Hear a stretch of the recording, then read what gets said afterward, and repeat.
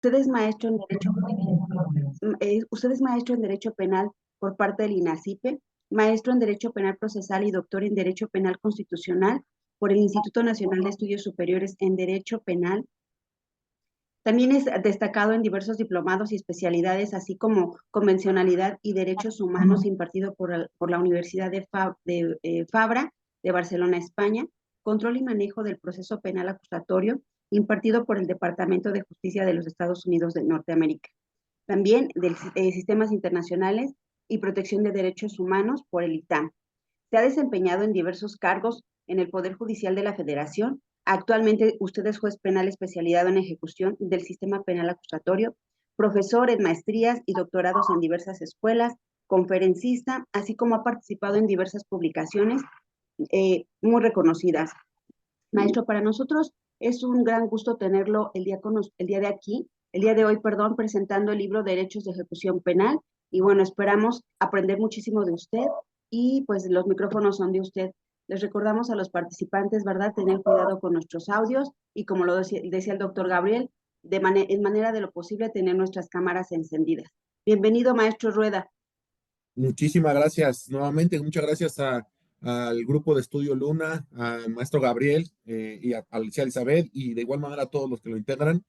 Compañeros, lo primero que quiero decirles es que mis reconocimientos, hablando con el maestro Gabriel, me decía que el día de hoy podía ser una buena opción para platicar con ustedes. Yo no tenía mucha esperanza de que hubiera gente conectada el domingo y el verlos aquí me hace notar, me hace patente que hay gente que de verdad tiene el compromiso de crecer, ¿no? De aprender el tema del derecho en general y ahora el tema de derecho de ejecución penal. Entonces, mi reconocimiento para ustedes, mis felicitaciones, de verdad. Qué buen grupo, que estoy impresionado, se los juro. Verlos aparte de todos lados de la República, de verdad que para mí sí es sorprendente. En fin, pues les agradezco mucho que estén conectados. En efecto, la idea es hablar del panorama general de la ejecución penal, como algunos de ustedes ya lo han precisado. Nos tuvimos la oportunidad de crear un pequeño trabajo en relación a la materia y lo hice precisamente pensando en que cuando el ejercicio de la ejecución penal como juzgador, pues se me presentan ciertas situaciones y no existe per se una solución en la ley nacional. Esto es normal, no todas las leyes, más bien casi ninguna ley aborda todos los temas y concluye las soluciones, sino que en las más de las veces entra el criterio jurisdiccional, a veces arbitrario, a veces atinado, esto ya es circunstancial, pero lo que sí, que cuando volteábamos a ver el tema de la doctrina, de la academia, para ver pues, alguna fuente de consulta, prácticamente me di cuenta que solamente hay por ahí 12 o 13 libros en materia de ejecución penal. Esos 12 o 13 libros, 3 o 4 realmente no son de derecho de ejecución penal, son de derecho penitenciario, ¿no? Y de los restantes, algunos de ellos, sin desde luego demeritar, están escritos más desde la perspectiva eminentemente o 100% académica, sin ningún tema teórico práctico, que a mí me parece que siempre se complementan, ¿no? El aspecto teórico y el práctico. Entonces, bueno, en el libro tratamos de ir abordando las problemáticas que se han presentado en ejecución penal y desde luego, pues son bastantes ideas las que están ahí plasmadas.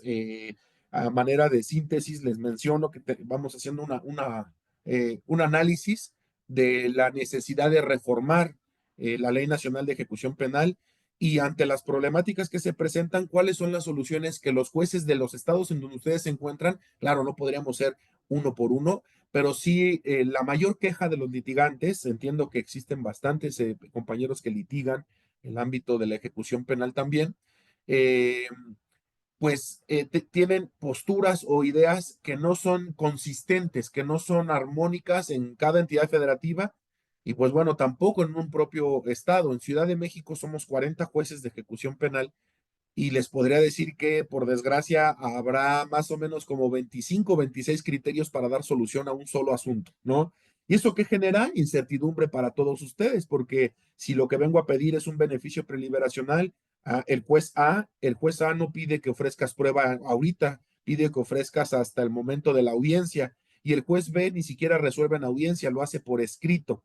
Y para el juez C no se necesita hacer petición, él mismo hace de oficio la solicitud. Entonces, todo esto, creo yo, que lo que genera es incertidumbre para ustedes como litigantes, ¿no? ¿Cuál es mi pretensión, mi muy humilde pretensión, o más bien mi pretensión desde mi muy humilde punto de vista? Decirle al litigante, decirle al estudiante del derecho y en general a las personas que estén interesadas en la ejecución penal, mira, cuando se presenta esta situación, existe un grupo mayoritario de jueces que dice que se tiene que hacer A, y existe otro grupo que dice que se tiene que hacer B. Mi propuesta es esta solución y por estos argumentos creo que esta es la correcta. De esa manera, pretendo contribuir ese pequeño granito de arena, ¿no? Para que ustedes tengan esas herramientas de defensa ante los jueces de ejecución penal, ante los tribunales de alzada y demás. Incluso podría decirles, hay por ahí un meme, seguramente ya lo vieron, en donde está una caricatura y está el abogado muy bien presentado junto con su cliente y el pasante, ¿no? Y entonces el cliente le dice al abogado, excelente abogado, ya ganamos, ya tenemos nuestra sentencia. Y entonces el pasante, y el cliente le dice, ok, ¿y ahora qué sigue, abogado?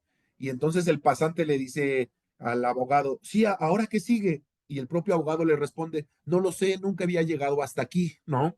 Es algo que está ocurriendo en ejecución penal. ¿Qué hacemos? O sea, ya llegamos con nuestra sentencia, somos asesores jurídicos, tenemos una condena genérica al pago de la reparación del daño, ok, y ahora, ¿cómo logro cuantificar esa reparación del daño? ¿Cómo logro liquidar ese monto de la reparación del daño en esta etapa? Pues esa es la idea, abordarla en el libro y presentar estas soluciones. Si me permiten, entonces voy a ir manejando lo que más o menos está, pues hoy así que por encima, el capitulado y algunas precisiones. El primero nos habla acerca del tema de la introducción, la reforma constitucional. Como ustedes saben, en 2008 se hizo esta reforma que fue para todo el sistema procesal penal acusatorio. En materia de ejecución, tuvo por efecto entrar en vigencia a partir del 2011, ¿ok? Esta reforma tiene impacto en dos preceptos. El primero, el 21 constitucional, que tiene que ver con judicializar la etapa de ejecución. Hasta antes el sistema penitenciario y en general la ejecución de la pena estaba 100% orientada al Poder Ejecutivo. Y la segunda, el tema de la modificación, de cambiar de readaptación social por el concepto de reinserción social. Hay quien dice, y aquí lo abordamos o en crítica, pues que solamente es cambiarle el nombre, pero que la diferencia realmente no es sustancial. Yo les diría de entrada en este primer punto que la diferencia sí es sustancial. Podemos estar de acuerdo o no en lo que se esté realizando, pero la diferencia no es nada más de cambiarle el nombre, ¿no? En México, desde 1917 y hasta el día de hoy, la pena ha tenido un propósito. El propósito, como ha sido desde siempre históricamente, el primero es castigar a la persona, que existe una consecuencia, algo que sea aflictivo. Incluso hay penitenciaristas que dicen, nos afirman, la pena se debe de sufrir, debe doler, por eso se llama así, ¿ok? Entonces, partamos de ese punto, en principio, hay un tema aflictivo hacia la persona que cometió una falta al derecho penal. Hoy en día, algunos doctrinarios, no voy a mencionar los nombres porque siempre me ando peleando con algunos doctrinarios, no, pero no los voy a mencionar, simplemente decirles, hoy en día algunos doctrinarios tienen la idea de que no debe ser así, que la pena no debe castigar, y eso es negar en sí mismo el derecho penal, ¿ok?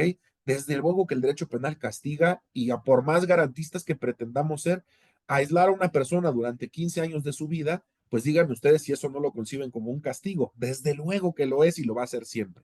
Pero en la evolución del propósito de las penas sí ha habido un avance y eso es lo que ahorita estamos analizando en este primer capítulo, que es la cuestión de, ok, la pena tiene por objeto castigar y nada más, no.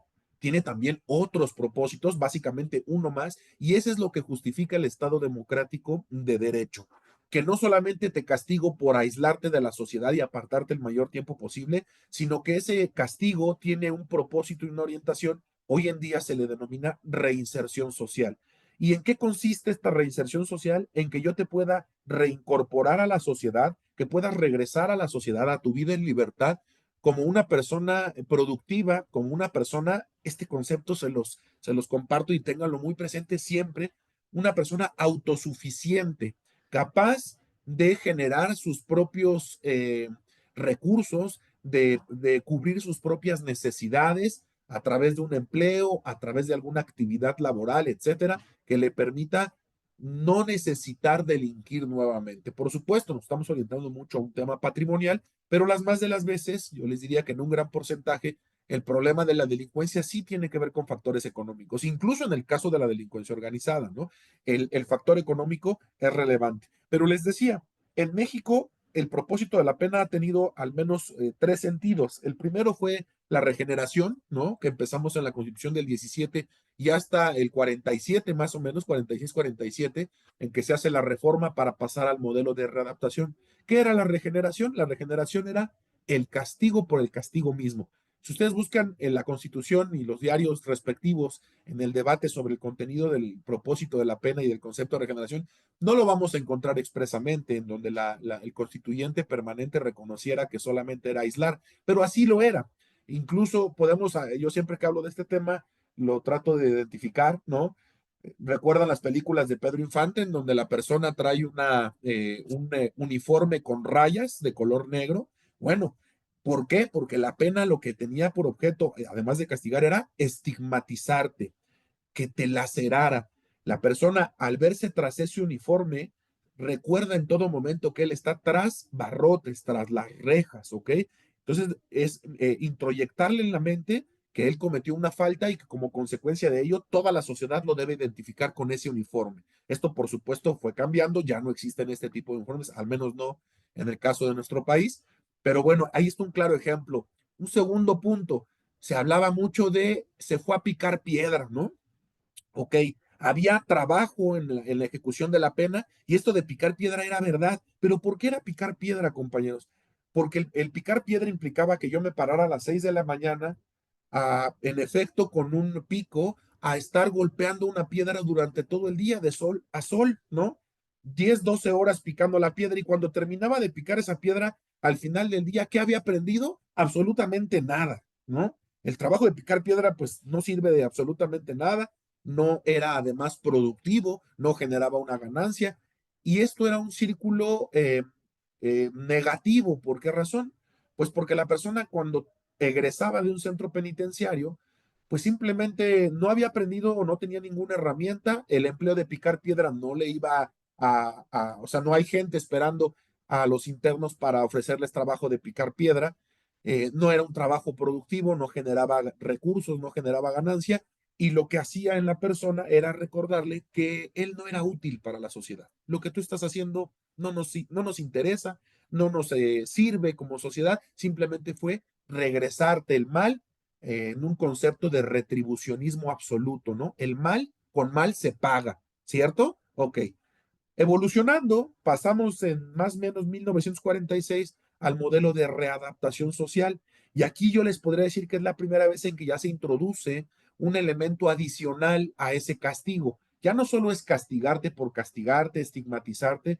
Ahora lo que vamos a concebir en principio es que la persona que comete un delito, pues tiene una enfermedad que le impide comportarse conforme a las reglas de la sociedad y que esa enfermedad debe ser tratada. Cuando yo tengo una enfermedad de COVID, de la que sea, pues voy al médico, el médico me va a hacer una serie de preguntas, ¿cierto? Me va a preguntar cuánto tiempo lleva la tos, de qué tipo de tos es, si me dabas la tos por las noches, si he tomado algún medicamento, cuál ha sido el efecto del medicamento, cuántos días llevo con esta enfermedad, y después de emitir el diagnóstico, COVID-19, COVID el que sea, me dice, te voy a mandar un tratamiento, ¿ok? Perfecto. Pues esta misma circunstancia ocurre en el modelo de readaptación que operó desde 1946 y hasta el año 2011 en nuestro país, ¿ok? En el modelo de readaptación, la persona se le concibe como un sujeto enfermo, necesita un tratamiento. Este tratamiento, por supuesto, debe de ser técnico.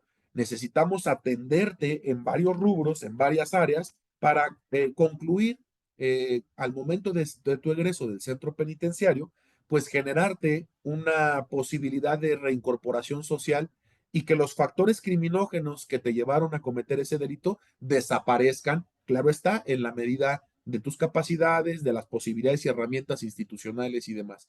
Al ser técnico, involucraba áreas como psicología, criminología, trabajo social, desde luego el tema del trabajo, la capacitación para el trabajo y la educación.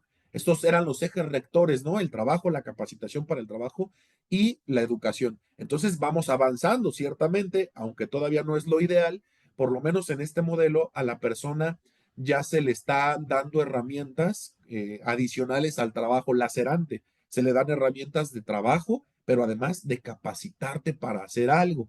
Y por último, educándote. Muchos de los casos que podríamos ejemplificar en donde una persona entra siendo analfabeta al centro penitenciario, pues probablemente se deba a que no pudo obtener un empleo, porque hoy en día, ustedes lo saben, como profesionistas de posgrado incluso, que se necesitan ya certificados por lo menos de secundaria preparatoria para poder acceder a algún empleo. Y entonces una persona que no tenía estos estudios llegaba a tocar la puerta y a pedir el empleo y que le decían, pues no, tienes que terminar la secundaria, saber leer, multiplicar, restar y sumar. Ok, eso qué podríamos decir, esa persona pues lo llevas o lo orillabas a delinquir. Y después de que cometía ese delito, si tú no trabajas en él, me refiero, no te esfuerzas en que esta persona haga algo durante su estancia en reclusión, al egreso, pues el factor criminógeno, que en este caso era el no tener conocimientos, estar alfabetizado, pues estaba presente, seguía presente. Y entonces el Estado asumía un papel un tanto más, no en la palabra técnica, pero sí en la palabra coloquial, tutelarista. Es decir, ¿qué buscaba? A ver, no, yo voy a asumir un rol de mayor energía con respecto al interno, obligándolo incluso a participar en las actividades. Inscríbete en capacitación para el trabajo, toma, quiero que trabajes en tal área y además te tienes que terminar tu primaria, tienes que terminar secundaria y hasta el nivel educativo que sea posible durante tu estancia en reclusión. Y esto pretendía, desde luego, no en todos los casos, sino que en muchos no se alcanza, pero generar un círculo virtuoso, a virtud del cual la persona que ingresó siendo analfabeta egresara con certificado de secundaria. Al momento de ir a pedir el mismo empleo a ese McDonald's, a donde ustedes quieran, le iban a decir tu certificado, aquí está primaria, aquí está secundaria. Ah, bueno, por supuesto que eso es un avance en el proceso de readaptación social, porque el empleo ya estaría disponible para él. La crítica a este modelo y por el cual cambiamos a la reinserción social desde el año 2011 era que la concepción del sujeto delincuente era, repito, de una persona enferma y se basaba en posturas criminológicas de hace mucho tiempo, esto es verdad, de Enrique Ferri, Rafael Garófalo y César Lombroso. Seguramente este último ustedes han escuchado hablar de la famosa teoría del hombre delincuente, ¿no? En donde él decía, una persona nace siendo delincuente. Recordarán el concepto peligrosidad, ¿no? Este concepto peligrosidad que tiene ciertas características en donde Lombroso hace un estudio en una cárcel allá en Estados Unidos, en Italia, y entonces después de hacer ese análisis, concluye que la persona que tiene ciertas características físicas, sí o sí va a delinquir en algún momento de su vida. Y la peligrosidad, dice Lombroso, es algo incurable. La peligrosidad del sujeto que nace peligroso pues va a seguir siendo peligroso toda su vida. Y ahí es donde viene la crítica a la readaptación. A ver, si una persona es peligrosa, ok, cometió el delito, se supone que el proceso de readaptación es reincorporarlo a la sociedad para que no vuelva a delinquir. Pero si me dices que siendo peligroso nunca dejará de serlo, entonces la pena no tiene ningún propósito más que apartar a ese sujeto de la sociedad. ¿Por qué? Porque no va a tener un efecto positivo. Él no va a aprender nunca a comportarse con base en las reglas de la sociedad. Entonces, ahí empezaron las críticas. Eh, por supuesto que en el modelo de readaptación hay defectos como el que estamos mencionando, este papel de considerar a la persona pues propiamente dicha como alguien incapaz de ajustar su comportamiento a las reglas. Yo le veía muchas virtudes a la readaptación social y ahorita las vamos a hacer patentes con un ejemplo. A mí me gusta mucho, ¿no? Y se los anticipo, ejemplificar, ¿no? Poner casos en concreto para que se haga patente a qué me estoy refiriendo. Por el contrario, en el modelo de reinserción social, en el año 2008, que entra en vigor la reforma constitucional, que se publica y que entra en vigor en el 2011, la reforma constitucional al artículo 18 constitucional, se decide agregarle más conceptos a el modelo y ahora insertarle, dice el constituyente, sí, necesitamos que la persona interna trabaje, se capacite para el trabajo, se eduque. Esos ya eran parte de la readaptación social. Pero además necesitamos que esté sano y por último, que practique deporte, ¿ok? Le agregan entonces, dos herramientas más, que es la salud y el deporte. Ahí están en el artículo 18 constitucional. Todo ello, desde luego, en respeto a sus derechos humanos. Eso nos dice el constituyente permanente y así quedó plasmado en la constitución de nuestro país. Desde luego que el cambiar de readaptación por reinserción social implicó varios cambios. ¿Se acuerdan que ahorita hace unos momentos decíamos, el interno, la persona delincuente en el modelo de readaptación es un enfermo, un inadaptado, por eso se habla de readaptación, ¿ok? ¿Cómo se concibe al sujeto delincuente en el modelo de reinserción? Ya no se le concibe como un enfermo. Ahora se le va a concebir como una persona sujeta de derechos y obligaciones. Es un cambio importantísimo este que estamos diciendo. Ahorita voy a poner algunos ejemplos, sobre todo hablando de beneficio preliberacional, sobre el impacto que tiene que ya no lo consideres enfermo, sino que lo consideres un sujeto de derechos y obligaciones. ¿Qué dice la reinserción? Él cometió un delito. Ese delito tiene una consecuencia llamada pena, ¿ok? Pero no significa que esté enfermo, no significa que necesite un tratamiento. Entonces, cuando antes en el modelo de readaptación la persona ingresaba al centro, existían fases para llevar a cabo su readaptación. La primera era el llamado diagnóstico, ¿ok? Algunos centros penitenciarios, no sé en el interior de la República, pero en Ciudad de México, siguen existiendo todavía estas áreas de los centros de reclusión en donde se llama COC, lo han escuchado, ¿no? Ok, bueno, pues esa área estaba destinada precisamente al diagnóstico de la persona, de la enfermedad. Es un modelo eminentemente de readaptación social. Yo creo que debe seguir existiendo, ahorita explico por qué, pero ¿qué hacíamos? Ok, a través de diversos técnicos, psicólogo, criminólogo, trabajador social, el jefe de custodia penitenciaria, el jefe del área educativa, de trabajo, de capacitación para el trabajo, del deporte, cultura y recreación, se entrevistaban con este señor que acababa de ingresar sentenciado a una pena de 10 años de prisión y lo que buscaban eran los factores criminógenos. ¿Qué lo llevó a delinquir?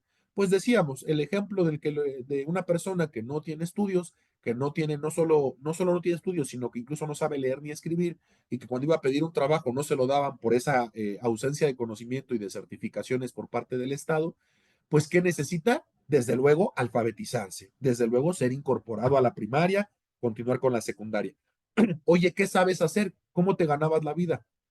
No, pues realmente tengo 18 años, me mantenía mis papás y hoy en día, pues por eso es que me detuvieron porque me dedicaba a robar. Ok, bueno, pues puedes aprender vas a tener una capacitación para el trabajo, puedes aprender no solo oficios, ¿no? Sino incluso cuestiones profesionales. Esa es la idea. Ok, entonces te vamos a meter al área de ingeniería eléctrica, ¿no? Se me ocurre. Y aquí vas a aprender a manejar instalaciones o al área de talleres industriales, en donde tenemos máquinas que hacen maquila de ropa, tú vas a aprender a manejarlas, vas a aprender a repararlas. Y eso es un círculo virtuoso porque cuando egreses, ¿qué va a pasar? Pues sabes hacer este trabajo y si hay empresas que requieren de tus servicios, ¿ok? Vale.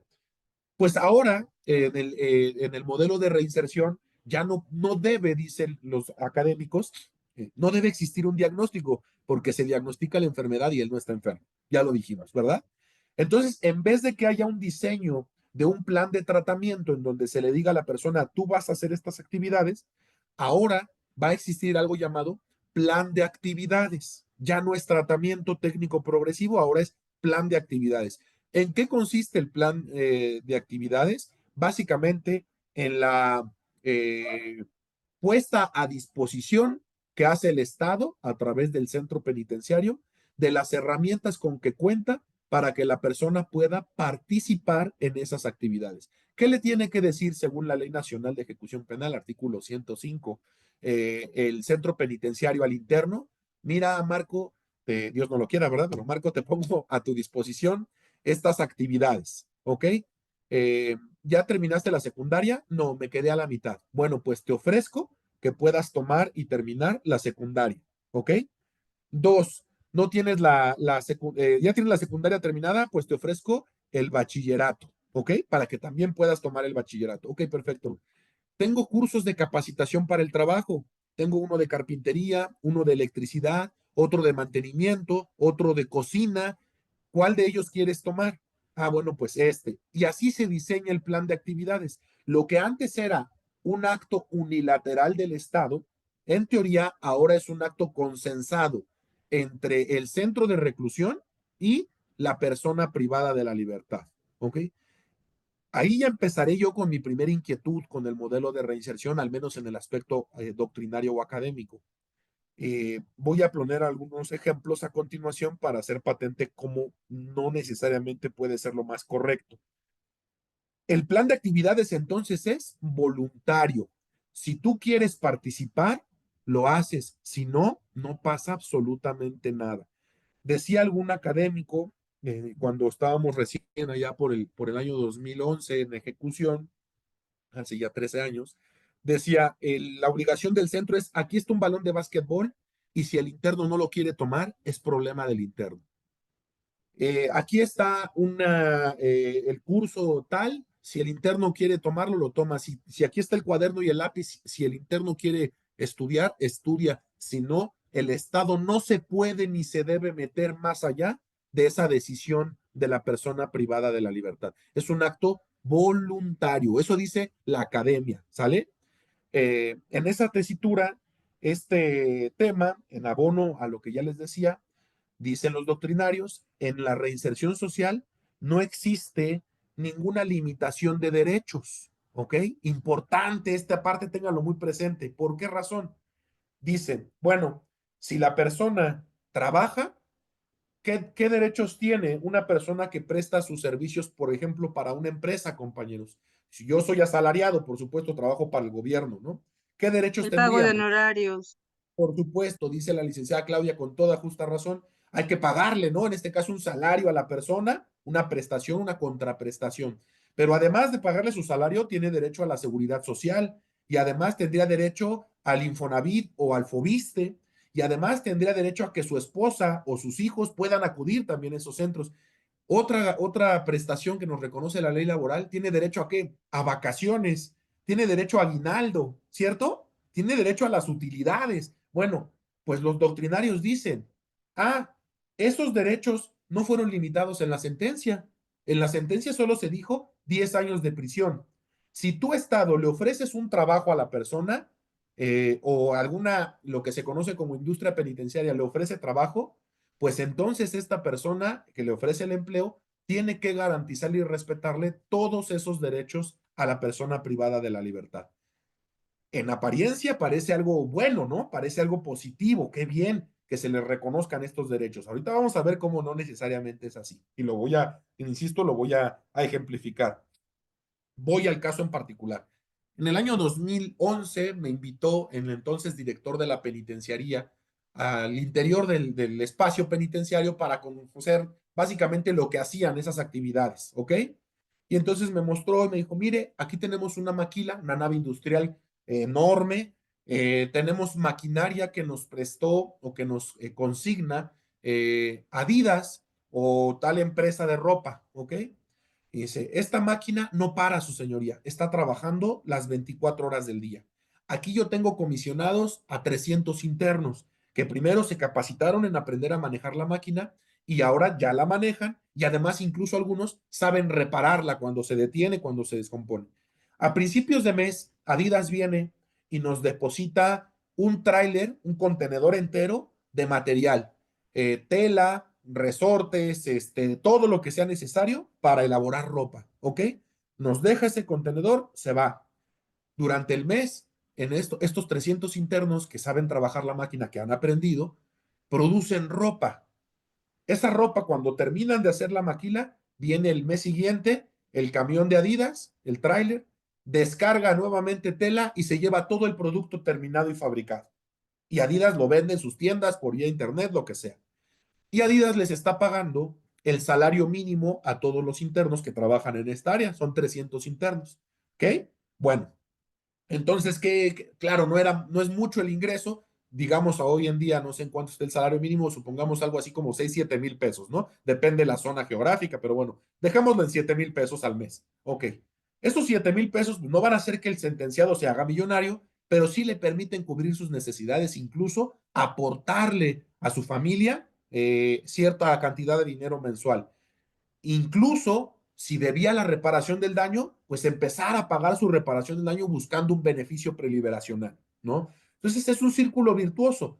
Adicionalmente, el interno que participa en esas actividades se siente útil. Dice, mira, lo que yo hago genera dinero, genera ganancia. Y eso, compañeros, en el aspecto mental es importantísimo. Psicológicamente, el que una persona que antes decía, pues yo solo sé delinquir y no me interesa nada más que eso, ahora se dé cuenta que con sus manos, que con su capacidad y su conocimiento puede generar riqueza, es un cambio de verdad importante. Lo pongo como ejemplo, cuando yo empecé a trabajar en el Poder Judicial y pues literalmente andaba entregando los oficios, ¿no? No sabía ni subirme a los camiones, así se los digo, y fui aprendiendo, ¿no? Es cuando llegaba la quincena, se los juro, yo no me sentía merecedor de ese dinero, porque decía, pues si yo lo único que hago es entregar oficios y papeles, ¿esto qué relevancia tiene? No, sí la tiene, por supuesto que la tiene, porque alguien tiene que hacer esa función. Y cuando tú concibes para ti mismo lo útil que puede ser, ajá, eso de verdad es un círculo virtuoso en la persona privada de la libertad. Bueno, entonces, los modelos de reinserción social que doctrinariamente han sido manejados dicen, bueno, muy bien, Marco, a eso se le conoce como la industria penitenciaria y qué bueno que haya 300 personas trabajando, pero a partir de ahora, Ley Nacional de Ejecución Penal, vamos a analizar si se están respetando los derechos y obligaciones de la persona privada de la libertad. ¿Tiene un salario? Sí, el mínimo, perfecto. ¿Tiene su prima vacacional? ¿Tiene su aguinaldo? No, pues no lo tiene. Ah, ¿sabes qué? Con base en Ley Nacional de Ejecución Penal, tú no puedes prestar ese tipo de actividades porque la esclavitud ya está prohibida en nuestro país. Y entonces, ¿qué ocurrió cuando se le pide a la industria penitenciaria, Adidas, Vicky Form, cualquier marca y compañía que ustedes piensen, incluso transnacional como las que acabo de mencionar, han llegado a estar en la industria penitenciaria, ¿no? Y entonces le dices tú al dueño de Adidas o bueno, al consorcio, oye Adidas, es que fíjate que a partir de ahora el Estado mexicano es más garantista, más protector de los derechos humanos de las personas privadas de la libertad, porque así lo dice la Constitución y así lo dice la ley nacional. Entonces, el trabajo que tú le ofrecías está bien, pero ya estuvo bueno de que no le respete sus derechos. A partir de ahora, necesitamos que le des todas estas prerrogativas que contempla la Ley Federal del Trabajo. ¿Saben qué pasó con la industria penitenciaria? Dijo Adidas, ok, si yo ahora tengo que pagar aguinaldos, primas vacacionales, cuotas de seguro social, pues te agradezco mucho el tiempo que funcionó nuestra relación, fue bueno, pero yo me retiro porque no gano absolutamente nada. Es más, gasto más porque tengo que tener una máquina que vale 5 millones de pesos aquí. Tengo que tener además un camión o un tráiler que te traiga la mercancía hasta el centro penitenciario. ¿Y yo qué beneficio obtenía? Pues sí, mano de obra más económica. Eso era, pero era un ganar-ganar, porque el interno tenía un empleo, ¿no? Con su salario, pero por otro lado yo producía y tenía un margen de ganancia un poquito mayor. Pero si ahora tú me vas a decir que tengo que pagarle a esas 300 personas todas sus prestaciones, mejor se los ofrezco a una persona que esté en libertad. Y voy a darle el empleo a 300 personas en libertad y no a 300 internos. La industria penitenciaria empezó en picada, en declive. Y ahora tú te aproximas con una persona privada de la libertad y le dices, oye, a ver, ¿qué prefieres? En el modelo de antes, ajá, que no era tan hiper garantista, tan protector de tus derechos, pues tú ganabas 7,000 pesos al mes. ¿Y qué hacías con ese dinero? Mira, yo le daba 3,500 a mi mamá y 1,500 a mi esposa para el tema de mi hijo, ¿no? Y me quedaba yo con 1,000 pesos, pues para comprar aquí las cosas que yo necesito, ¿no? Las cosas o utensilios básicos. Y además estaba empezando a pagar la reparación del daño porque debo 8,000 pesos. Y yo creo que en un año la podría pagar para pedir mi beneficio. Ok, oye, pero ¿no te dolía que violentaran tus derechos, que no te daban aguinaldo ni prima vacacional? ¿O qué prefieres? ¿Eso, donde te violentaban tus derechos sin darte aguinaldo ni prima vacacional? ¿O ahora que ya respetamos todos tus derechos, ya te van a dar aguinaldo o prima vacacional? No, pues prefiero el aguinaldo o prima vacacional, pero ya no hay empleos, ¿no? Entonces, ¿de qué nos sirve? Y eso es lo malo, y lo digo respetuoso, de diseñar o a partir de un criterio que se diseñe desde la academia. desde un salón de clases en una universidad. Está bien, es importante, pero no porque yo ponga en una ley que ahora soy más protector de derechos humanos e hipergarantista, significa que eso va a tener un impacto positivo en la persona privada de la libertad. Como dice por ahí este interno, pues yo prefiero que no respeten mis derechos, pero me paguen mis 7,000 pesos, a que respeten mis derechos y no me den nada. Por supuesto, es meramente lógico y hay que vivirlo. Pero cuando yo estoy encerrado en un aula de clases, repito, no es que haga menos al aula de clases, a mí me encanta estar siempre platicando en las clases, pero también hay que tener temas prácticos, ¿verdad? Sin los temas prácticos nos quedamos cortos. Adicionalmente, compañeros, otro ejemplo que a mí siempre me gusta evidenciar y poner, y ahora lo comparto con ustedes, si alguien ya escuchó alguna vez sesión conmigo, pues me gustaría mucho, ¿no? Platicarlo con ustedes. Fíjense, caso que siempre pongo, el señor Arismendi. Algunos ya lo habrán escuchado, ¿no? El señor Arismendi, célebremente conocido y tristemente conocido como el Mocha Orejas. Cuando estaba yo en INACIPE, les estoy hablando de allá del año 2006, ¿no? Ya llovió, dicen por ahí. Bueno, en 2006, cuando estábamos tomando la clase de maestría en INACIPE, fue Klaus Roxin, que justamente acaba de perder la vida hace apenas unos días, eh, y acudió a dar una conferencia y entonces nos convocaron a todos los estudiantes de maestría para que fuéramos a escuchar lo que él tenía que hablar acerca del funcionalismo, ¿no? Que es una de sus aportaciones al derecho penal internacional. Y entonces él hablaba de que, pues también de que la pena tiene que tener una función en razón de la persona que está sujeta a la misma. Y ponía algunos ejemplos, decía, por ejemplo, pues en Estados Unidos, si ustedes se dan cuenta que un basquetbolista millonario que gana 30 millones de dólares al año, esos salarios que son exorbitantes, 30 millones de dólares, pues fue a pedir una hamburguesa y entonces como se molestó porque la hamburguesa no traía lo que él quería, le aventó la hamburguesa en la cara a la persona e incluso la golpeó.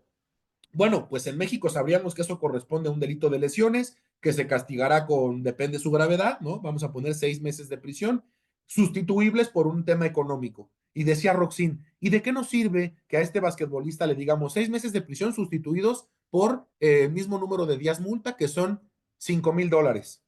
Pues eso no le va a doler en lo absoluto a un sujeto que gana 30 millones de dólares por año, ¿no? Te va a decir, aquí están 5,000 y como voy a ponerme otra vez igual, ahí van otros 10,000, ¿no? Exacto, licenciado. Ahí van otros $10,000 por cualquier eventualidad. Entonces, ¿qué dice él? No, y esto sí es verdad, ocurre en Estados Unidos. A ti no te voy a poner prisión y no te voy a poner multa. A ti lo que te voy a hacer es a que te pongas a ayudar a hacer servicio comunitario en un área en donde se atienda a personas en situación de calle. Y tú vas a lavarles los baños y tú vas a... Eso sí te duele, porque por otro lado tus 30 millones de dólares no te sirven absolutamente nada para librarte de esa función que te estoy orientando. Entonces, la pena tiene que ser funcional, debe estar orientada a la persona en particular. ¿Qué necesita este sujeto para que pueda, en efecto, reincorporarse a la sociedad? Bueno, retomando el ejemplo de Arismendi, resulta entonces que estaba pues mediáticamente muy expuesto este tema, ¿no? El de señor Arismendi, porque recién lo habían sentenciado a 300 años de prisión, 270 y tantos años de prisión, y entonces un fiscal, un ministerio público que estaba tomando también su maestría, levanta la mano, federal, y le pregunta, oiga, está un caso así asado, yo le preguntaría, un juez alemán, ¿qué pena le impondría a este caso? Aquí en México, le aviso, fueron 275 años. Entonces Roxin me dice que fueron 5 secuestros, de los cuales 2 terminaron en homicidio y 3 en amputaciones de dedos, de orejas y demás. Ok, dice Roxin, yo creo que un juez alemán, con base en la normativa alemana, no le impondría una pena superior a 25 años, ¿no? La sorpresa de todo el grupo fue basta, ¿no? Todo el mundo, ¿cómo que 25 años? Si en México le pusimos 270, por supuesto, el máximo son 70, ¿no? Dependiendo del código penal, pero por concurso de delitos, el juez llegó hasta 270, le van a poner 70 y usted dice que 25 años, pues, ¿qué les pasa a los jueces alemanes? Dice Roxin, bueno, yo veo que le sorprende mi respuesta a la gente, pero permítanme explicar el motivo por el cual creo que así sería. Miren, el Estado alemán, ajá, tiene una razón de ser. Cualquier Estado moderno tiene una razón de ser, moderno y democrático, por supuesto. ¿Cuál es la razón de ser de que exista Estados Unidos de América, Estados Unidos mexicanos, Estados Unidos de donde ustedes quieran, Alemania? Bueno, es el propósito del Estado, es el bienestar común, ¿ok? El bienestar de toda la colectividad. El aparato burocrático, el ejecutivo, el legislativo y el judicial existen para procurarle la felicidad a la persona. ¿Sí me siguen? Esa es la concepción, ¿eh? Todo este aparato burocrático tiene por objeto que cada uno de los que estamos conectados el día de hoy sea feliz, se realice como persona, ¿vale? Fíjense. Dice, yo veo en el caso del señor Arismendi lo siguiente, ¿ok? Cuando llega ante el juez alemán, él va a tener que hacer un análisis no solo de los hechos. Fíjense, el que sepa ahí de derecho penal de acto y de autor, sobre este punto también voy a abordar. Él tiene que saber, el juez alemán, no solo los 5 secuestros con 2 homicidios y amputaciones de los dedos de las personas. Vamos a analizar el caso de Arismendi. Dice, bueno, Arismendi, ¿dónde nació? O sea, Arismendi nació en la periferia de la Ciudad de México, en una zona ciertamente con pocos recursos, en donde el techo era de lámina, el piso evidentemente era tierra, en donde se encontraba a un costado de una vía del tren y pues nació en condiciones insalubres, no nació en un hospital. Ok, después de que nace en ese espacio con una partera, ¿no? Se lo entregan a su mamá y su mamá, como consumía sustancias, lo abandona tan solo 6 meses después y lo deja al cuidado de la abuela materna, una señora de 65 años de edad, ¿ok? Oye, ¿y el papá? No sabemos quién es el papá. Nunca hubo un tema de un papá que se hiciera cargo. Perfecto. Entonces el niño empieza a crecer con las carencias de esa vivienda, con las carencias económicas, porque la abuela se dedicaba a vender dulces, ¿no? En los semáforos, y así es como pudo o podía irlo procurando. Cuando Arismendi llega a la edad de escolar, la señora va y pregunta en la primaria más cercana a ese domicilio que tenía, pues que lo quiere inscribir. Le dicen, sí, mire, necesitamos un acta de nacimiento que para ese momento Arismendi no tenía, ¿no?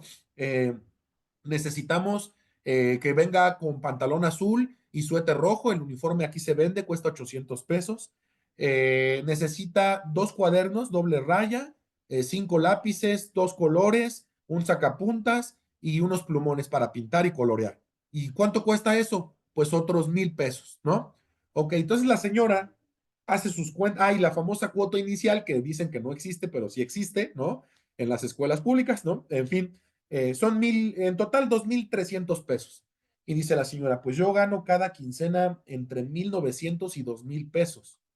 Si compro los útiles, el uniforme y demás, pues nos tendríamos que dejar de comer durante 15 días, mi hijo y yo. Entonces, lo siento, hijo, bueno, mi nieto, pero no vas a ir a la escuela, ¿ok? Y no lo mete a la escuela. Entonces, Arismendi, ¿qué tiene que hacer? Irse con su abuela a vender dulces o bien a estirar la mano en los semáforos a pedir dinero. Compañeros, nada más en reflexión, ¿eh? Si ahorita salen de casa, de la casa, yo salgo de la casa de ustedes o ustedes en sus domicilios, en mi caso, no pasarán más de 5 o 10 minutos en donde en un crucero yo vea a un niño de no más de 12 años estirando la mano pidiendo dinero porque no está descalzo, porque no tiene recursos o por las razones que sean. Esto es algo constante en nuestro país, no lo podemos negar, ¿verdad? Ok, vale. Entonces, Arismendi crece, ya empieza a vender los dulces junto con su abuela. Desgraciadamente, empieza a entrar en la etapa de la adolescencia y empieza a convivir, desde luego, grupos criminógenos, zonas de consumo de sustancias. Y en alguna ocasión conoce a un muchacho que le dice, oye, ¿cuánto ganas vendiendo tus dulces? Pues yo gano como 4,500, 5,000 pesos al mes y mi abuela gana otros 4,000 pesos, pero ya con eso alcanzamos a cubrir nuestras necesidades básicas. Ok, oye, ¿no te gustaría ganar esos 5,000 pesos en 15 minutos? Ah, sí, pues claro que sí. ¿Cómo se haría? Mira, yo te voy a enseñar a robar retrovisores de vehículo. Esos retrovisores te los voy a pagar el par a 5,000 pesos. Y yo te digo, ¿qué vehículos vas a robar? Y tú me los traes y yo te pago los 5,000 pesos. Y así empieza Arismendi a robar retrovisores. Un buen día o un mal día detienen a Arismendi, lo sentencian a 6 años de prisión, ¿vale? Lo sentencian a 6 años de prisión. Y entonces, hagamos el ejemplo comparativo, amigos. Eh, en el modelo de reinserción, dicen los doctrinarios, el modelo se basa en un plan de actividades voluntario, ¿cierto? Ok. Mientras que en el modelo de readaptación es un plan de tratamiento obligatorio. Ok. Modelo de reinserción, dicen los doctrinarios. Señor Arismendi, ¿qué tal? ¿Cómo está? Buenos días. Oiga, está usted aquí porque pues ganaba poco dinero y se puso a vender retrovisores robados y ganó más. ¿No le gustaría estudiar? No, a mí no me gusta la escuela, nunca he ido. Ah, muy bien, yo respeto sus derechos humanos y no lo voy a molestar. Ok. ¿No quiere capacitarse para el trabajo? No, a mí no me gusta trabajar. Ah, muy bien, yo respeto sus derechos humanos y usted es un sujeto de derechos y obligaciones, no lo voy a molestar. Perfecto. Pasan 6 años, ¿ok? De ese respeto a los derechos humanos que así lo dicen los doctrinarios, ¿no? Y en el momento de salir, de egresar al año 6, se acerca una persona y le dice, oye, ¿por qué tardaste 6 años en salir? Pues, ¿qué hiciste para que te sentenciaran? Pues robaba retrovisores. Ok, perfecto. Oye, ¿y por qué no mejor te robas los coches completos? Fíjate que yo tengo un primo que allá afuera se roba el coche y no te lo paguen 5,000, te lo paguen 12,000 pesos. Y él te dice qué coches los robas y además. Ah, bueno, pues perfecto, contacta al primo y ahora vamos a robar vehículos. Un buen día o un mal día, Arismendi es nuevamente detenido, lo sentencian a otros 6 años de prisión y entonces va nuevamente al reclusorio. Repetimos la dinámica. El Estado mexicano es respetuoso de tus derechos. Entonces te pregunto, ¿quieres estudiar? No, así estoy bien, gracias. ¿Quieres trabajar? Así estoy bien, gracias. ¿Quieres jugar fútbol? No, así estoy bien, gracias. Ok, como el Estado mexicano es hipergarantista, nosotros respetamos tus derechos y no vas a hacer nada. Perfecto, pasan los 7 años, él ya no estaba con primo delincuentes, por supuesto, ya estaba con personas reincidentes y empieza a convivir con personas que están por otro tipo de ilícitos. Se acerca a la parte final y dice, oye, Arismendi, ¿por qué te echaron otra vez ahora 7 años? Pues por robar vehículos. Es que ese es tu error. ¿Por qué? Es que mejor secuestra personas. Por un secuestro de una persona, más o menos nos estamos llevando $500,000. ¿Y eso cómo se hace? A la salida está mi sobrino que se dedica a eso. Él te va a decir cómo robar, cómo secuestrar a la persona, qué autos vas a empezar a seguir, qué relojes traen esas personas y etcétera. Sale Arismendi y empieza a secuestrar. Un mal día, un buen día, lo detienen y ahora sí, lo sentencian por a 270 años de prisión. Bueno, no me dejarán mentir, perdón, que el modelo de readaptación, de reinserción, perdón, reinserción social, en el caso de Arismendi, pues no funcionó, ¿verdad? Porque regresó en al menos 2 ocasiones al centro penitenciario. El Estado mexicano presume de haber respetado sus derechos, pero ¿qué efecto tuvo eso en la persona en particular? Ninguno. Fue completamente inútil. Ok, ¿qué dice entonces Roxin? En Alemania, nosotros partiendo del modelo en donde el Estado alemán sirve para lograr la felicidad de todas las personas que están dentro de esa sociedad, se pregunta el juez alemán y dice, en Alemania, la pena es un castigo, pero es un doble castigo. ¿Cómo que es un doble castigo, maestro Roxin? Sí, el primer castigo va para la persona que cometió el delito, ¿ok? El derecho penal dice hay que reprimir esos comportamientos mediante su aislamiento. Pero el segundo castigo va para el Estado alemán, ¿ok? Ah, caray, ¿un juez alemán castiga al Estado alemán? Sí, por supuesto que eso es lo que hace. ¿Y por qué lo castiga? Pues si ya te dije que el Estado alemán tiene por obligación el bienestar de la sociedad, se pregunta el juez, ¿en dónde estuvo el Estado alemán cuando Arismendi nació en un lugar que no era un hospital en condiciones insalubres? No, pues no estaba. Ok. ¿En dónde estaba el Estado alemán cuando Arismendi es abandonado por su mamá al cuidado de una persona de la tercera edad que no le podía procurar incluso la alimentación básica? No, pues no estaba. ¿En dónde estaba el Estado alemán cuando este niño pretendía ir a la escuela y se le cobraron cuotas o se le cobraron uniformes que no tenía para cubrir y entonces no pudo estudiar? No, pues no estaba. ¿En dónde estaba el Estado alemán cuando este muchacho no puede conseguir un empleo por esa falta de capacitación? No, pues no estaba. Lo voy a decir muy ligeramente. Estaba poniendo espectaculares con la cara de políticos bien guapos, ¿no? Para que voten por alguien en particular, ¿no? Eso dijo Roxin. Entonces, en esa tesitura, el recurso que se destinó por el Estado alemán a Arismendi, ¿cuál fue? 0 pesos con 0 centavos. Y esa era una obligación del Estado alemán, ¿ok? Entonces, ¿qué dice? Ahora yo soy responsable de la conducta cometida también por el señor Arismendi. Y entonces me voy a castigar a mí mismo. Y si me voy a castigar a mí mismo, pues no me voy a castigar con 70 años de prisión, ¿verdad? me voy a castigar con el tiempo estrictamente indispensable para que el señor Arizmendi logre o introyectar las reglas de la sociedad, pero además para trabajar en alcanzar todo aquello que le permita a él superar eso que lo llevó a delinquir. Y entonces dicen, el juez alemán le va a imponer 25 años, pero esos 25 años no van a ser del garantismo mexicano, en donde yo le pregunto si quiere o no quiere. No, estos 25 años van a ser de tratamiento obligatorio. A ver, Arismendi, ven, a las 7 de la mañana se va a tomar la primaria, vas a aprender a escribir. Es que a mí no me gusta, no me interesa si te gusta, es obligatorio y vas a estudiar primaria y terminando primaria, secundaria y terminando secundaria, preparatoria. Y ahí está Arismendi obligado a agarrar el lápiz y empezar a estudiar, ¿ok? Vale. Después, oye Arismendi, mira, tengo estas oportunidades de trabajo, ¿no te interesa trabajar? No, no me interesa. A mí no me interesa si no quieres trabajar, vas a trabajar, ¿ok? Y entonces te vas a capacitar. Tengo un convenio con la fábrica de vehículos Audi, en donde ellos nos traen una maquinaria que sirve para pintar los vehículos, hacer reparaciones de los vehículos, un taller autorizado de la fábrica Audi, en donde aquí aprendes a reparar, aprendes a pintarlos y etcétera. Oye, pues que a mí no me gusta, no me interesa, lo vas a hacer, ¿ok? Vale. Entonces ya está trabajando y ya está estudiando, ¿cierto? Aparte de que se está capacitando para el trabajo.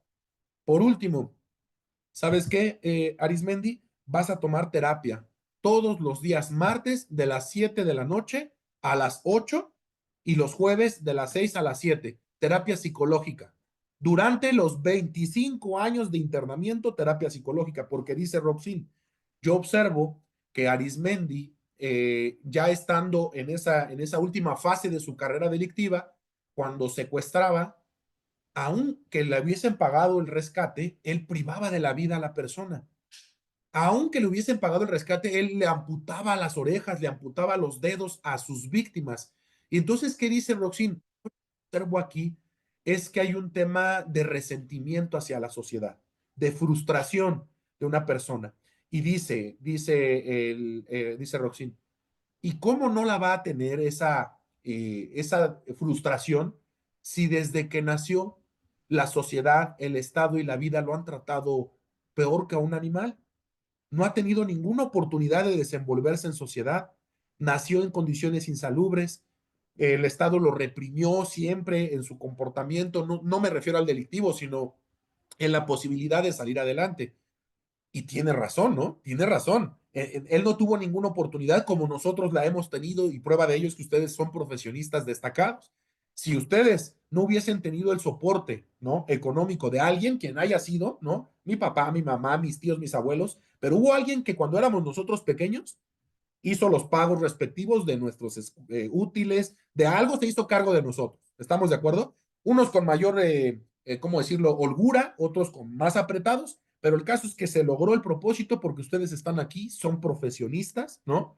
Y lograron ese tema, hacen, vamos, se dedican a lo que les gusta, ¿vale? Importante. ¿Arismendi tuvo esa misma oportunidad? Pues claro que no. Él no pudo tener esa misma oportunidad. Entonces, ¿qué dice Klaus Roxin?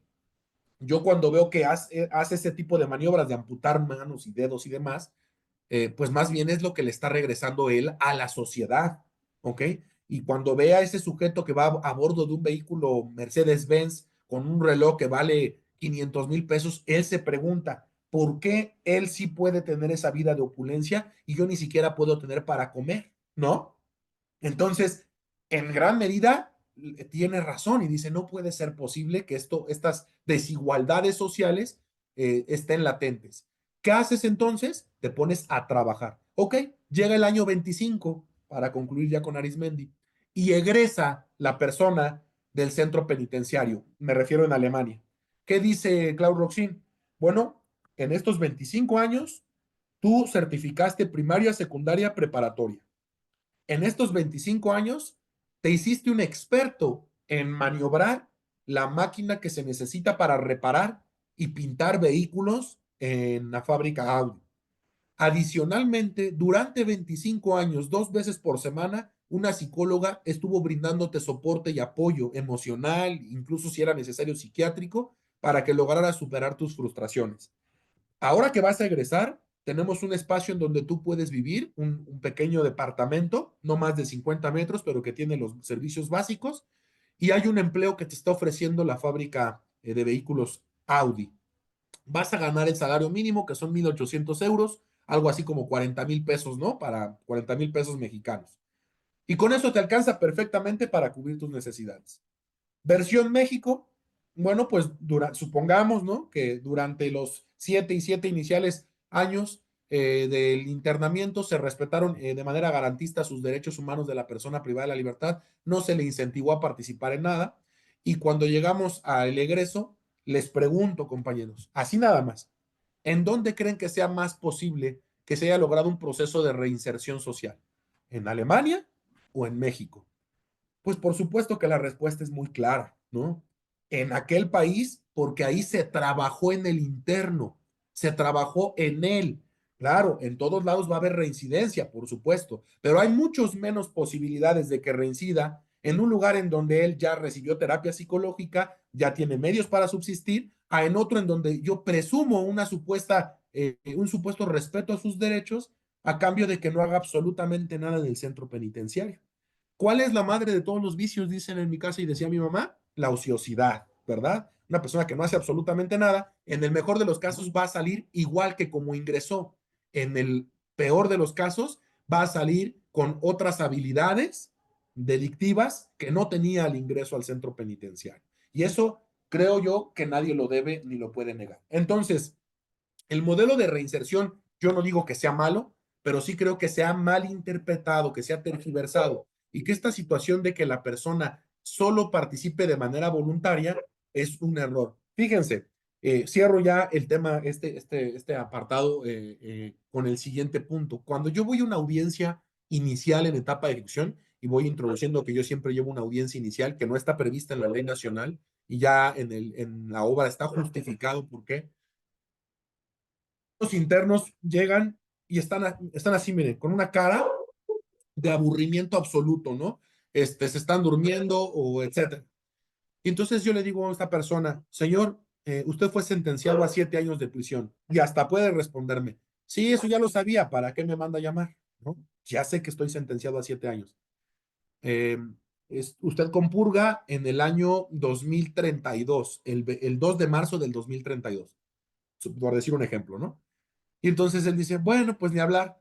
¿Y yo qué hago en las audiencias iniciales? Digo, pero si usted trabaja, estudia, se capacita, si usted no se mete en problemas con otros internos, si ajusta su comportamiento, sigue las reglas institucionales del centro penitenciario, si además toma cursos, aprende otro tipo de cosas y en general participa en ese plan de actividades, ¿qué cree? Que dentro de, no en 7 años, no en el 2032, en el 2027 o finales del 2027, usted puede venir conmigo y hacerme una solicitud para ver si yo lo libero. El interno que estaba con una actitud pésima durante la audiencia levanta la cara y me dice, a ver, ya no entendí. Usted me dijo 2032, pero ahorita me está diciendo 2027 o 2028. ¿Cuál de las dos fechas es la correcta? Las dos, señor. Si usted no hace nada, lo veo en el 2032 para darle su constancia de libertad. Si usted se pone las pilas, trabaja, estudia, etcétera, venga en 2028, pídame, yo analizo lo que usted hizo y lo pongo en libertad. Y créanme que eso es un círculo virtuoso. ¿Por qué? Porque el interno, por interés de su libertad, va automáticamente a inmiscuirse en el plan de actividades. Va a decir, no, pues claro que me quiero ir antes, ¿no? Entonces, ¿qué voy a hacer? Estudiar, trabajar, capacitarme. Pero si yo le digo, no, no haga nada, de todas maneras usted se va a ir en el 2028 o de todas maneras se va a ir en el 2032, el señor no va a querer participar. Lo que les estoy diciendo con esto es que se debe incentivar al interno a inmiscuirse en ese plan de actividades. El doctrinario más representativo de la ley nacional, que repito, no voy a decir su nombre, ¿no? Eh, en alguna ocasión tuvo una plática con nosotros como jueces y yo le decía, es que si usted no incentiva al interno a que se porte bien, pues no lo va a hacer. O sea, él ya tuvo algo que lo llevó al centro penitenciario. Tiene que tener un estímulo para que él pueda participar en ese plan de actividades. Y él me decía, no, es que llegado a la mitad de su pena, requisito para la libertad condicionada, él tiene que ser escarcelado. ¿Por qué? Porque así lo marca la ley, es un beneficio. Y fíjense que yo en el libro retomé un artículo electrónico que elaboramos hace algún tiempo en la revista Nova Justitia, y en ese libro yo ponía que, en mi opinión, los beneficios preliberacionales son un premio. ¿A qué? A la trayectoria del interno en el centro de reclusión. Tú no puedes venir, creo yo, a pedirme, o lo puedes hacer, pero te lo voy a negar, un beneficio si no participaste en absolutamente nada. Porque los beneficios lo que van a analizar es qué tantas ganas le echó esa persona para ya reincorporarse a la sociedad en forma previa al total de su condena. Así lo dejé establecido. El maestro que les digo decía, no, yo no estoy de acuerdo, los beneficios se deben de otorgar sí o sí porque son un derecho. Esto se debatió en la Suprema Corte de Justicia y, mediante criterio de jurisprudencia, por fortuna la Corte dijo, no es verdad lo que dice el doctrinario. El beneficio preliberacional es premial. El beneficio preliberacional se gana. No solamente es llegar a la mitad o al 70%. Tienes que acreditar que hiciste cosas al interior del centro y el juez tiene que valorar si hiciste esas cosas, cómo las hiciste y si mereces el mecanismo preliberacional. Eh, Veo algunas manos levantadas. Deme 10 minutitos y, si ustedes no tienen inconveniente, vamos al tema de las preguntas con todo gusto, ¿eh? Yo encantado. Entonces, ya lo definió la Corte, a mí me gustó muchísimo y ahí, pues bueno, me voy a hacer un, ¿cómo se dice? Aunque sea vituperio, me da muchísimo gusto que en aquel criterio la Corte incluso cita el artículo de su servidor y transcribe párrafos, ¿no? De ese texto, porque en la batalla que teníamos, digámoslo así, Poder Judicial versus doctrina, pues resultó vencedora el Poder Judicial, ¿no? En ese sentido, de está bien, sí es un beneficio y sí te lo podemos otorgar, pero acredítame que puedes y que tienes derecho a ese mecanismo. Eh, Esto de la mano con algo que también ahorita sé que va a causar polémica y lo hago a propósito, para que se genere el debate ahorita en nuestra discusión. Hay algo que se llama, y ustedes lo han escuchado, la Corte también ya se pronunció, derecho penal de acto y derecho penal de autor. Ajá. La Corte dice que en nuestro país a la persona se le juzga, pero repito la palabra, se le juzga por el hecho cometido, por el delito cometido. Es decir, en México impera el derecho penal de acto, ¿ok? Lo que voy a castigar es qué hiciste y cómo lo hiciste. Te robaste un vehículo, privaste de la vida, cometiste delito sexual, etcétera. No así el derecho penal de autor. ¿Qué es el derecho penal de autor? El derecho penal de autor toma en cuenta la personalidad del sujeto, ¿no? Ah, toma en cuenta tu religión, toma en cuenta si tienes alguna adicción, toma en cuenta tus preferencias sexuales, toma en consideración tu personalidad, lo que tú eres. Y eso en México no existe, dice la Corte. En México es lo que cometiste. De ahí que incluso desapareció el famoso estudio de personalidad del auto de formal prisión, desapareció también el informe de ingresos, al menos para graduar la culpabilidad y demás. Entonces, hasta ahí estamos ciertos en que en México lo que se castiga es el delito cometido. Es decir, en el juicio se impone la pena en correspondencia con el delito cometido. Nadie duda de eso, ¿vale? Ok. Ahora, ejecución penal, compañeros. Y sé que voy a levantar ámpula porque lo anticipo. En mi caso, en Ciudad de México, les podría decir que somos uno o dos jueces, dos o tres jueces, digámoslo así, que tenemos la siguiente postura. Cuando tú vas a pedir un beneficio, se debe voltear a ver o no la personalidad del sujeto que está pidiendo el beneficio. El 99% de los jueces, no solo en México, no solo en Ciudad de México, sino en todo el país, te van a decir no. En México opera el derecho penal de acto y no de autor. ¿Ok? Eso te lo van a decir. Pues ya viene el rebelde de su compañero Marco a decirles lo contrario, compañeros, ¿vale? Pero denme oportunidad de justificarme por qué razones. Les pongo dos ejemplitos que a mí me tocó vivirlos de manera directa como servidor público, como parte del Poder Judicial. Primer caso, estaba yo en el primer juzgado de ejecución de Ciudad de México en 2011, era el secretario de acuerdos, estaba muy en boga la jurisprudencia de la Corte, derecho penal de acto y no de autor. Perfecto. ¿Qué me decía la jueza cuando alguien pedía un beneficio? Se mandaban pedir los estudios al centro penitenciario y el centro penitenciario te mandaba 8 secciones de estudios penitenciarios, que eran criminología, psicología, trabajo social, capacitación para el trabajo y trabajo, cultura, educación y deporte, y seguridad y custodia. Y todos esos servidores públicos, 8 secciones, emitían una opinión, propuesto o no propuesto para beneficio, participó o no participó. Ok, la jueza me decía, para que yo no me vaya a contaminar con lo que dice psicología, criminología y trabajo social, porque eso sería tomar en cuenta para el beneficio lo que él es y no lo que él hizo, ajá, derecho penal de acto y no de autor. Cuando llegue el informe, usted como secretario, quite esas hojas y ya, páseme nada más lo que sobró, no la parte de la personalidad. O así que donde manda capitán no gobierna marinero. Sí, su señoría, así lo hacemos. En un caso, homicidio, él estaba por homicidio calificado, la pena eran de 37 años, había compurgado ya 28 años de la pena y estaba pidiendo algo llamado remisión parcial de la pena. Por cada 2 días que tú trabajes, te quitan uno de prisión. Cuando yo hago el análisis de constancias, el señor había estudiado, obteniendo certificados, secundario y preparatorio. Había trabajado muchísimos días, digamos 7,000 días trabajados al interior del centro. El señor se había capacitado para el trabajo, no tenía correctivos disciplinarios, tampoco tenía problemas con el reglamento institucional y era parte del equipo de deporte, cultura y recreación y jugaba fútbol y era el sentenciado ejemplar, compañeros. ¿Me siguen? El candidato ejemplar a un beneficio, donde se demuestra que el Estado mexicano sí readapta a las personas. Cerrado. Lo pasamos, lleva a la audiencia y la juez dice, se concede beneficio de remisión parcial de la pena al sentenciado, ¿vale? Ordenamos su libertad, queda firme o se ordena su libertad. 2 semanas, compañeros, 2 semanas después, y no les estoy mintiendo, 2 semanas después, vemos que salen las noticias. Recién liberado, regresa al centro penitenciario por homicidio. Ay, caray, ¿qué pasó? No, pues ya se imaginarán el impacto mediático. ¿A quién creen que mató este señor?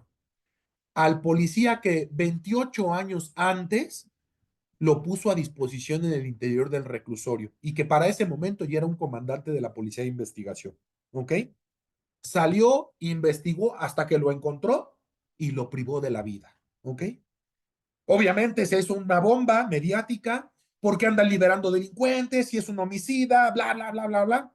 Cuando me dice la juez, pues, ¿qué pasó ahí? A ver, déjenme checar qué dice psicología, criminología y trabajo social. ¿Qué creen que decía todas esas áreas? El sentenciado no aprende de la experiencia, no introyecta la norma, busca generar empatía para causarle agrado a las partes, pero realmente no la tiene.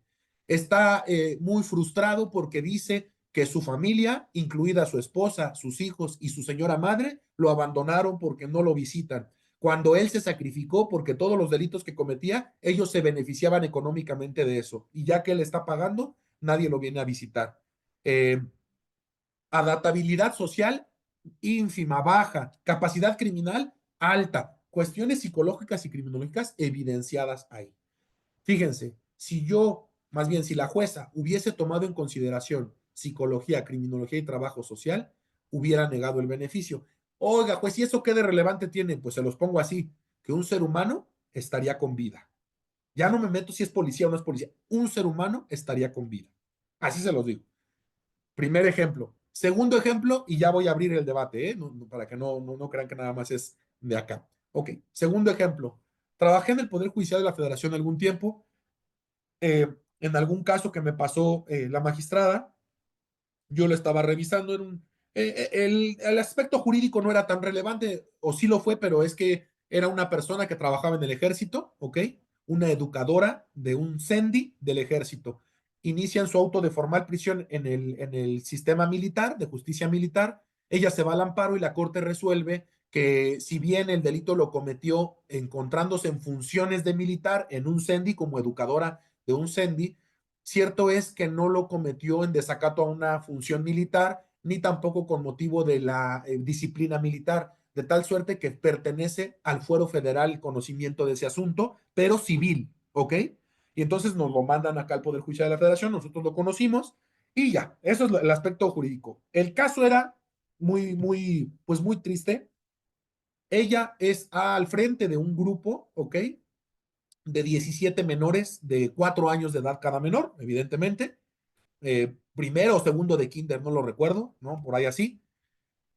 Uno de los menores empieza a tener comportamientos extraños, la mamá lo lleva al psicólogo, el psicólogo empieza a dudar de que el niño está siendo víctima de delitos de naturaleza sexual.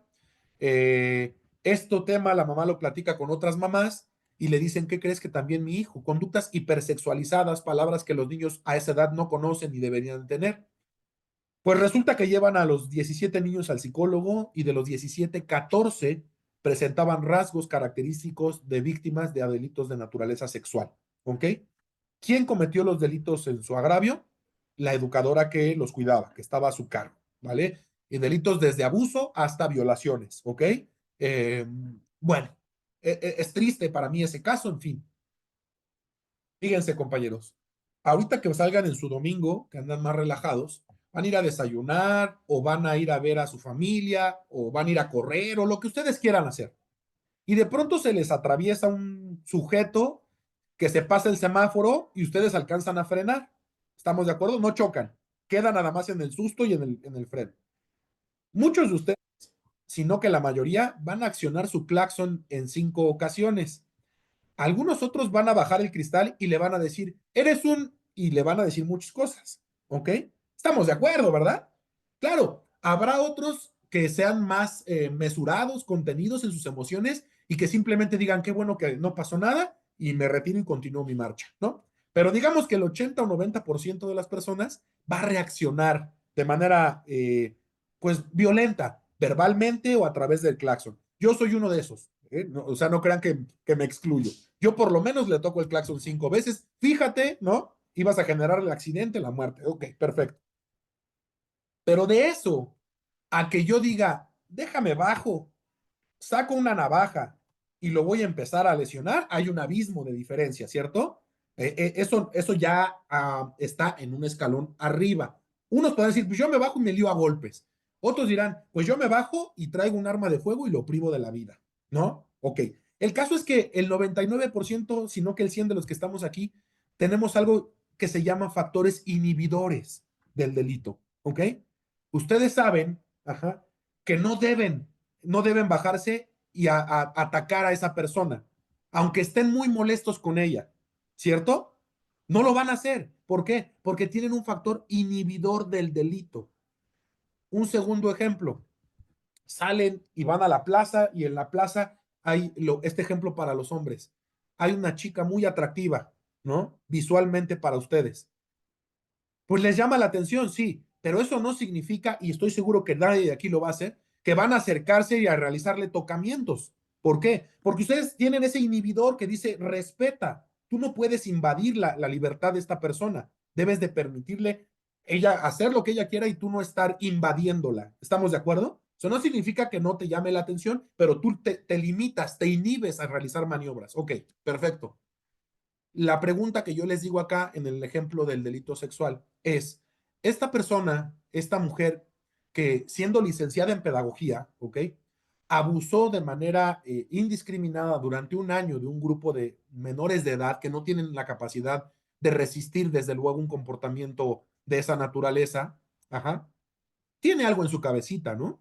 Tiene algo mal. Yo así lo veo. Tiene algún problema que la lleva a realizar esos comportamientos y en su persona hay algo que no la inhibe, hay algo que no le impide consumar ese acto. Ella sí lo lleva a cabo, ella sí va más allá. Ok. En aquel caso se le impuso una pena de 12 años de prisión. ¿Me siguen? Ok. 12 años de prisión por abuso sexual y violación de estos menores. Ok. Llegan los 6 años, compañeros, ella puede pedir un beneficio que se llama libertad condicionada, ¿ok? Hace la solicitud y ustedes son los jueces que van a resolver la libertad condicionada. Y cuando llegan todos los aspectos objetivos, ella pues no necesitaba estudiar porque era licenciada en pedagogía, pero participaba alfabetizando a sus compañeros, dando clases de regularización en matemáticas, en español, en lo que sea, para que los compañeros pudieran certificar niveles. Trabajaba al interior del centro en el área de mantenimiento o en el área de cocina o en el área de electricidad, en lo que ustedes quieran. Ella además participó también en el equipo de fútbol durante 6 años, en el de básquetbol durante 5 años. Es parte del grupo de guitarra. Aprendió a jugar ajedrez y da clases de ajedrez. es la sentenciada ejemplar, compañeros, ejemplar. Y ustedes van a conceder o negar el beneficio. En honor a la verdad, les pregunto, ¿es necesario voltear a ver o no si ya superó los temas psicológicos o psiquiátricos que la llevaron a delinquir cometiendo delitos en agravio de esos menores? Discúlpenme, pero para mí, por supuesto que tengo que voltear a ver cómo está de su cabeza. ¿Ok? Si trabajó en psicológica o no lo trabajó. Oiga, juez, pero eso es derecho penal de autor. Sí, puede serlo, pero ¿qué creen? ¿Recuerdan el inicio de nuestra sesión? El derecho de ejecución penal, ajá, está orientado a que la persona se le castigue y a procurar que no vuelva a delinquir. ¿Cómo voy a procurar que alguien no vuelva a delinquir si no trabajo en el factor detonante del delito? En el caso de ¿ella necesitaba estudiar? No. ¿Ella necesitaba tener licenciatura? No. Ella ya tiene eso. Entonces, ¿qué tiene? Un problema que la psicología define como una aberración sexual que no se ha trabajado. La puede tener por muchos factores, porque ella también fue víctima de un delito o simplemente la desarrolló, etcétera. Pero lo cierto es que hay que aplicarse y trabajar en ese aspecto. Para los que digan, no, yo sí le concedería el beneficio sin voltear a ver el aspecto psicológico y criminológico, le voy a ir un poquito más allá al ejemplo, ¿no? Ok, usted dice derecho penal de acto y no de autor. Para que yo procure que no vuelva a delinquir, tengo que voltear a ver la mente. La postura contraria dice, no, no voltees a ver la mente. Perfecto. La liberamos, le concedemos el beneficio. ¿Y qué creen? Pues ella es licenciada en pedagogía. ¿Qué tiene que hacer? Dar clases en un grupo, ¿no? O orientar ahí a ese rubro su actividad. Y ustedes que concedieron el beneficio, pues la conocen, se dan cuenta de que consigue trabajo en el kinder en donde va su nieto, su sobrino, su primo, su hijo, y además ella va a estar al frente del grupo en donde va su nieto, su hijo, su sobrino o su primo de 3 o 4 años de edad. Seamos francos, ¿ustedes dejarían ahí a su sobrino, a su primo, a su hijo? Pues claro que no. Pero entonces estaríamos hablando de una doble moral, porque por una parte yo digo, le concedo el beneficio sin voltar a ver su aspecto psicológico, pero por la otra, cuando va a tener que convivir con mi familia, le digo, no, no, no, con mi familia no. Bueno, pues no que eres muy garantista y protector de derechos humanos, ¿no? Entonces, ¿qué quiero decirles con esto? Y llevo la contra, compañeros, pero de muchas personas. Eh, que el aspecto psicológico y criminológico, para mí, sí son relevantes. Cierro. Hay mucha gente que podría decirnos, Marco, pero es que, ¿cómo vas a tomar en cuenta el aspecto psicológico? Eh, ¿Cómo vas a tomar eh, el aspecto psicológico si en la realidad no tienes, ¿cómo se dice? Fundamento legal. Sí lo hay, compañeros. El artículo 18 constitucional, ya para cerrar, establece que tenemos la cuestión de la salud y la salud no solo es física, sino también mental. Me comentan que también creo que tienen por ahí otras sesiones. Yo, pues les agradezco, compañeros, infinitamente el soporte que ustedes me han dado el día de hoy, la posibilidad de exponer. Acá está este pequeño libro, ¿no? Yo quería hablarles de todos los capítulos y me quedé en el capítulo 2. Son básicos. Y sí, perdón, mi querido Liceo Gabriel, un gusto, perdóname. Ok, bueno, eh, bueno, cerrando, perdón por el tiempo que ya me excedí. Miren, son bastantes capítulos que vamos hablando, se los menciono, que es el tema del procedimiento ordinario, el tema de los mecanismos alternos para cumplir la sentencia, el procedimiento jurisdiccional, el disciplinario, el administrativo, el recurso, los beneficios preliberacionales, los traslados, la reparación del daño. En el libro se abordan todos estos temas que pues, insisto, he pretendido dar una solución, ¿no? A todas ellas.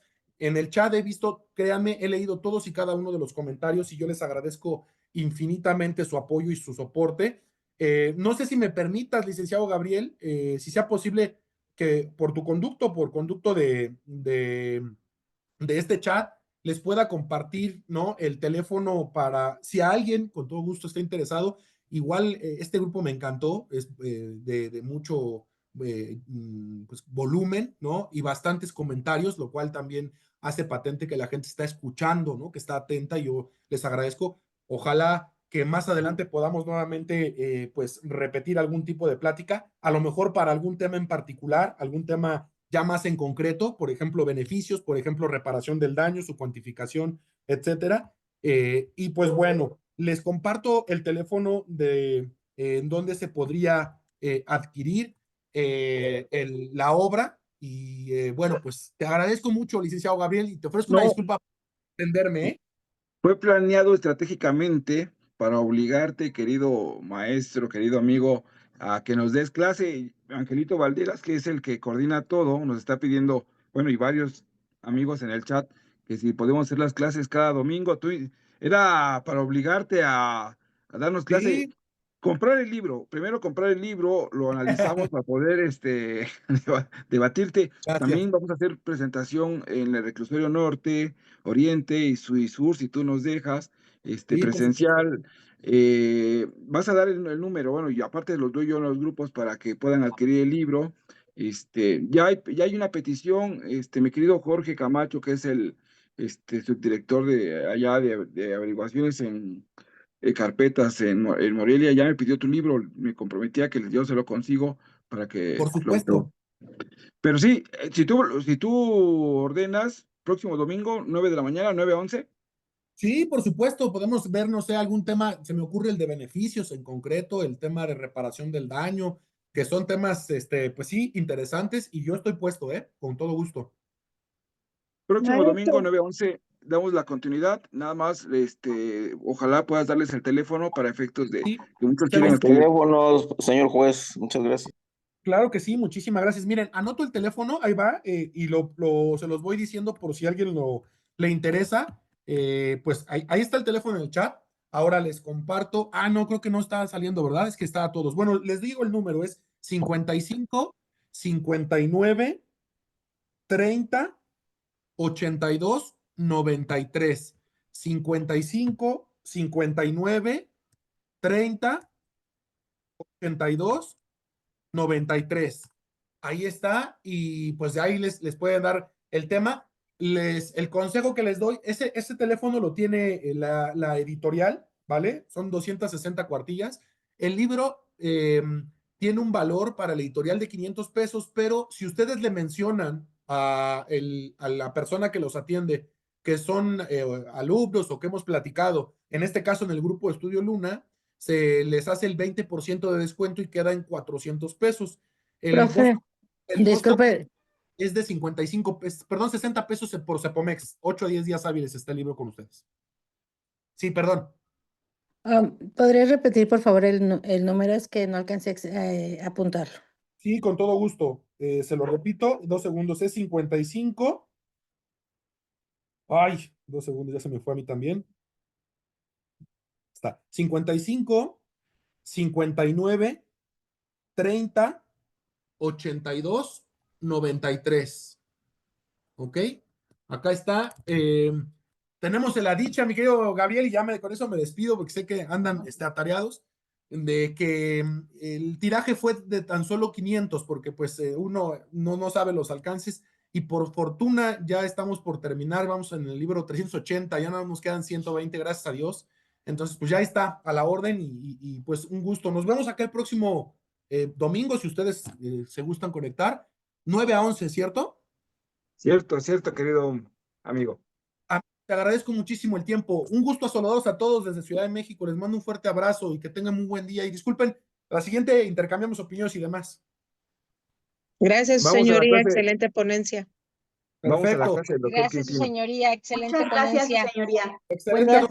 Hasta luego. Excelente como Gracias, siempre. gracias. Gracias. Muchas gracias.